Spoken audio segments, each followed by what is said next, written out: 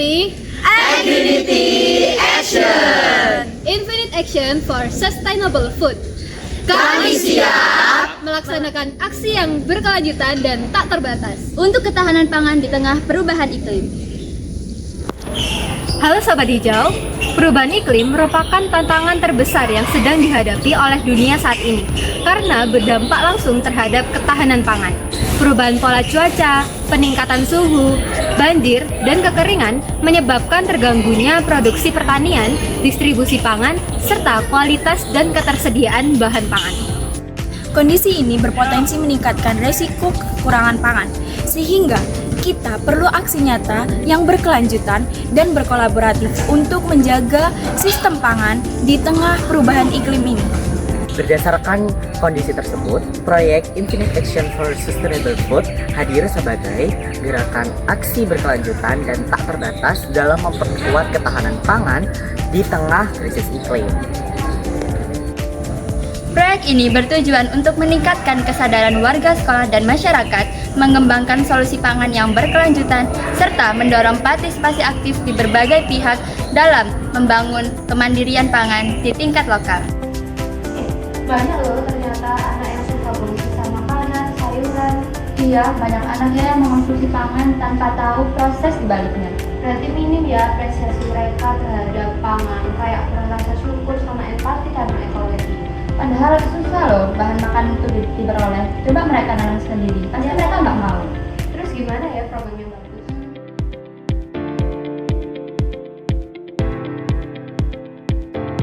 Sebelum melaksanakan aksi proyek, tim melakukan koordinasi persiapan pelaksanaan program yang bertujuan agar aksi yang akan dilakukan nantinya dapat terlaksana sesuai dengan jadwal pelaksanaan, berjalan sesuai harapan. Dalam koordinasi ini disepakati bahwa kegiatan akan melibatkan guru, karyawan, murid, anggota ekstrakurikuler lingkungan hidup, serta karya ilmiah dan wali murid sebagai masyarakat. Dalam kegiatan ini juga disepakati jadwal serta kegiatan yang akan dilaksanakan. Koordinasi rutin dilaksanakan baik sebelum maupun setelah kegiatan perbannya. Kedebok pisang yang roboh saat hujan angin segera dimanfaatkan sebagai media tanam dan pot bunga. Batang pisang tersebut masih dalam kondisi segar. Selanjutnya dilubangi bagian batang dengan pisau diberi jarak 15 hingga 20 cm antar lubang. Selanjutnya mengisi lubang dengan campuran tanah dan kompos. Setelah beberapa saat, biji pacoy disemaikan ke dalamnya. Kedebok pisang tersebut diletakkan di tempat yang teduh, tidak terkena air hujan. Penyiraman dilakukan secara rutin 2 hari sekali dengan volume air yang tidak terlalu banyak. Setelah 6 hari sudah mulai tumbuh tunas dan daun. 2 pekan berikutnya sudah mulai tinggi dan cukup besar.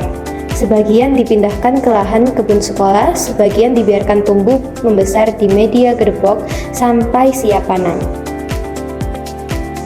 Langkah pertama yang kami lakukan adalah menanam bibit kentang dengan memanfaatkan botol plastik yang dipotong menjadi 2 bagian. Kami menanam bibit kentang sampai tunas terlihat dan merawatnya dengan mengganti air 2 hari sekali. Setelah tunas kentang sudah tinggi sekitar 3 hingga 4 cm, bisa dipindah ke media tanah dan digabungkan dengan tunas tomat. Langkah awal sebelum menggabungkan kentang dengan tomat adalah kami menyiapkan ember bekas yang sudah dilubangi bagian bawah serta sampingnya, kemudian diisi dengan media tanah dan pupuk hingga terisi hampir penuh. Tunas kentang dilubangi bagian tengah agar tunas tomat bisa digabungkan dengan tunas kentang. Agar tunas tetap saling menempel, kita beri perekapsulasi. Jika sudah digabung, kita masukkan ke dalam ember yang berisi tanah. Tomtato diletakkan di tempat yang teduh, tidak terkena matahari secara langsung. Pengecekan dilakukan 2 hari sekali, sekaligus melakukan penyiraman. Kami mulai membuat sayur legal dengan cara memotong galon hingga setengahnya, lalu memasukkan kain flanel ke wadah nasi bekas, memasukkan rockwool ke dalam wadah nasi bekas, membasahi rockwool sebelum memasukkan bibit sayuran, lalu memasukkan bibit sayuran ke rockwool. Selanjutnya memasukkan air bersih ke dalam galon yang sudah dipotong, memasukkan EM4 ke dalam galon yang sudah berisi air bersih. Baru kemudian memasukkan ikan lele atau nila ke dalam galon yang sudah berisi cairan EM4. Setelah semuanya siap, selanjutnya adalah meletakkan wadah nasi bekas yang sudah berisi bibit sayuran, rockwool, dan kain flanel di atas galon yang sudah berisi ikan lele atau nila. Sayur legal diletakkan di tempat yang tidak terkena matahari secara langsung. Aksi menanam bawang dilakukan dengan memanfaatkan galon bekas sebagai media tanam. Galon dilubangi pada bagian atas dan lubang di bagian bawah untuk tempat tanam serta saluran air. Media tanam berupa campuran tanah dan pupuk organik dimasukkan ke dalam galon. Kemudian, umbi bawang ditanam dengan posisi tunas menghadap ke atas. Tanaman dirawat dengan menyiram secara rutin dan diletakkan di tempat yang mendapatkan sinar matahari cukup.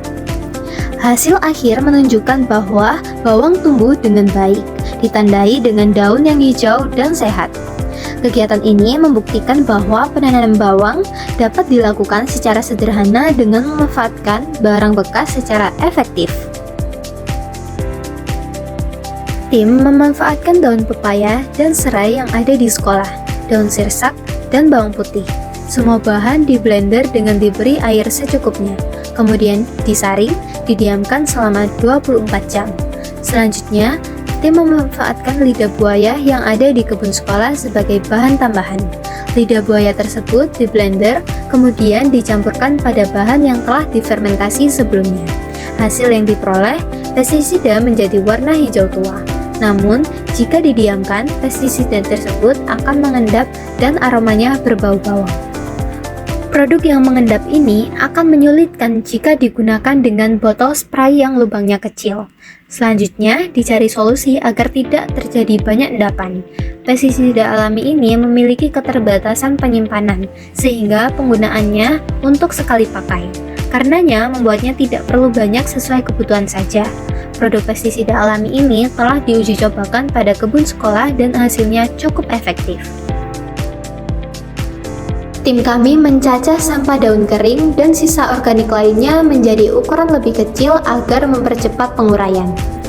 Daun kering yang sudah coklat ini sebagai lapisan pertama di dasar bak, dan lapisan kedua ditambahkan sampah hijau seperti daun segar, sisa panen sayur, atau sisa dapur, lalu ditambahkan kompos lama di atasnya. Untuk zat pengaktif, anggota tim membawa air sisa mencuci beras untuk disiramkan secara merata pada tumpukan agar cepat terjadi fermentasi. Bak komposter ditutup agar tidak terkena air hujan secara langsung. Setiap 3 atau 7 hari sekali diaduk agar suhu rata dan udara masuk.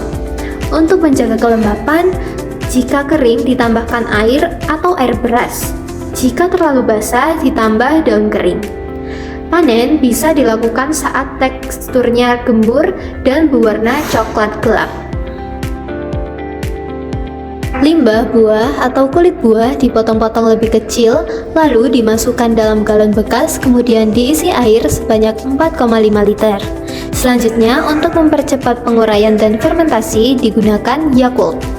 Berdasarkan literasi, Yakult yang mengandung asam laknat ini meningkatkan ketersediaan unsur hara atau fosfor dan kalium, serta menekan pertumbuhan bakteri patogen atau penyakit pada pupuk. Monitoring dilakukan 2 hari sekali, mengecek apakah aroma berbau asam seperti tape, lalu mengaduk, serta mengontrol gas. Agar proyek dapat berjalan dengan baik, kami bekerja sama dengan berbagai pihak dari luar sekolah. Antara lain, yang pertama, Rumah Kompos Pemkot Surabaya. Yang kedua, Kelompok Petani Sememi Pajero. Yang ketiga, jurusan D4 Teknik Pengolahan Limbah dari PPNS. Yang keempat, Karang Taruna Sememi Surabaya. Berdasarkan penerapan program aksi proyek 40 Days Challenge ini, dapat disimpulkan bahwa 1. Adanya lahan yang terbatas bukan penghambat produktivitas pangan. 2. Melalui proyek ini mengubah pola pikir tentang sampah organik dan non-organik yang semula menjadi beban, ternyata dapat diberdayakan sebagai media tanam. Proyek ini dapat mengasah keterampilan memecah masalah krisis pangan berorientasi masa depan. 4. Sosialisasi urban farming baik secara digital atau langsung telah memperluas jangkauan manfaat program, sehingga sekolah dapat menjadi pusat pembelajaran pertanian yang berkelanjutan bagi masyarakat.